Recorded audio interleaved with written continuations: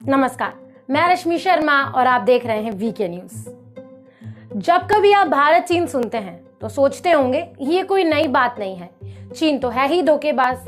हाँ, इन सब के चलते आप हैरान जरूर हो जाते होंगे कि चीन क्यों अपनी हरकत से बाज नहीं आता। लेकिन फिर आप भारत पाकिस्तान सुनते हो तो शायद बिल्कुल भी हैरान नहीं होते होंगे, क्योंकि पाकिस्तान वो देश है जो ये मानने को तैयार ही नहीं कि पाकिस्तान देश भारत से ही है और वो कभी भारत का मुकाबला नहीं कर सकता। पाकिस्तान हर बार अपनी बेइज्जती करवा के ही मानता है। खैर, अब आप सुनते हो भारत नेपाल। सुनने में अटपटा जरूर लगता है, लेकिन क्या करें, कहते हैं विनाश काले विपरीत बुद्धि।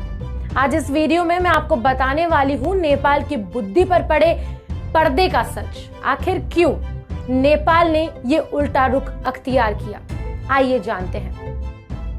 खुफिया एजेंसियों का मानना है कि नेपाल के नए विवादित नक्शे के पीछे चीन की शय है। अब आप कहेंगे ये तो आपको पहले से पता है, लेकिन मैं आपको बता दूं, नेपाल में चीन की एक राजदूत महिला है और भारत नेपाल संबंध में जो खटास आई है उसकी प्लानर भी यही है। महिला चीन से है तो जाहिर है वो अपना कूटनीतिक दिमाग तो इस्तेमाल करेंगी ही। अब ये कौन महिला है, इनका केपी ओली यानी नेपाल के प्रधानमंत्री के ऊपर इतना प्रभाव क्यों है, आइए इन सवालों के जवाबों को खोजा जाए। भारत के इलाकों को अपना कहने का काम नेपाल ने चीन के उकसाने पर किया है। चीन की राजदूत होंग यांगी ने ही पीएम ओली को यह करने के लिए राजी किया।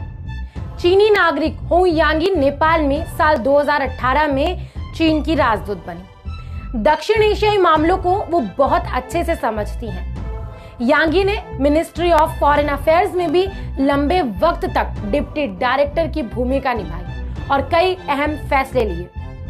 अब यहाँ एक बात और आपको बता दूं, यांगी ने चीनी राजदूत के तौर पर पाकिस्तान में भी 3 साल बिताए और तो और मेलजोल बढ़ाने के लिए यांगी ने उर्दू भाषा भी सीखी।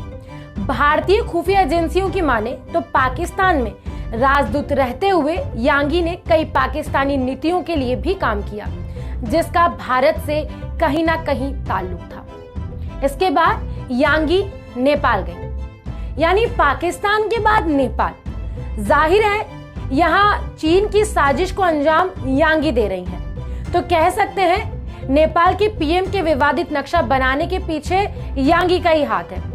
उसी ने ही पीएम ओली को नेपाल की संसद को इसके लिए तैयार किया।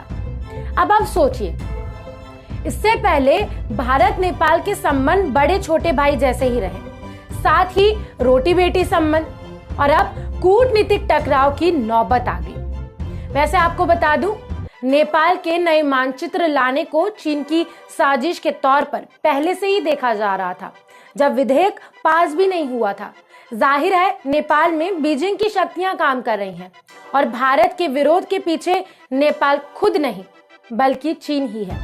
अब ये यांगी का काम समझो या कुछ और, लेकिन सूत्र बताते हैं यांगी का पीएम ओली के दफ्तर और यहाँ तक कि निवास पर भी लगातार आना जाना था।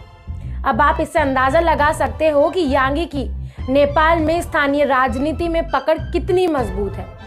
वैसे भी यांगी को चीन में फिलहाल सबसे महत्वपूर्ण राजदूतों में गिना जाता है। यांगी सोशल मीडिया को भी अपने देश की स्थिति मजबूत करने के लिए इस्तेमाल करती हैं, खासकर कि ट्विटर। वो चीन की छवि को बेहतर बनाने के लिए ही जानी जाती हैं। सोशल मीडिया प्लेटफॉर्म पर वो चीन की सांस्कृतिक और सामाजिक बातों का बखान करते हुए हमें दिखाई पड़ती हैं, ताकि बड़े स्तर पर लोगों के मन में चीन की स्थिति बेहतर की जा सके। लेकिन ये तो पूरा विश्व जानता है कि चीन की असलियत क्या है। अब यांगी तो अपना काम कर रही हैं और इसी भारत विरोधी रुख में अब केपी ओली संसद में हिंदी भाषा को प्रतिबंधित करने पर भी विचार कर रहे हैं और इसी के चलते नेपाल में सरकार के खिलाफ जनता में आक्रोश भी है। और अब ध्यान भटकाने के लिए पीएम ओली उग्र राष्ट्रवाद का प्रयोग कर रहे हैं। भारत के साथ सीमा विवाद और फिर नागरिकता को लेकर जो कड़े तेवर नेपाल सरकार ने दिखाए हैं, उसकी वजह से उनके हाल अब अच्छे नहीं है। सरकार गिरने तक की नौबत आ चुकी है। अब यदि वो इसी तरह चीन और उसके राजदूतों के इशारों पर चलते रहे तो अंजाम तो यही होगा। इस खबर पर आपकी जो भी राय हो आप मुझे कमेंट बॉक्स में बता सकते हैं। वीडियो को लाइक और शेयर जरूर करें। जय हिंद, वंदे मातरम।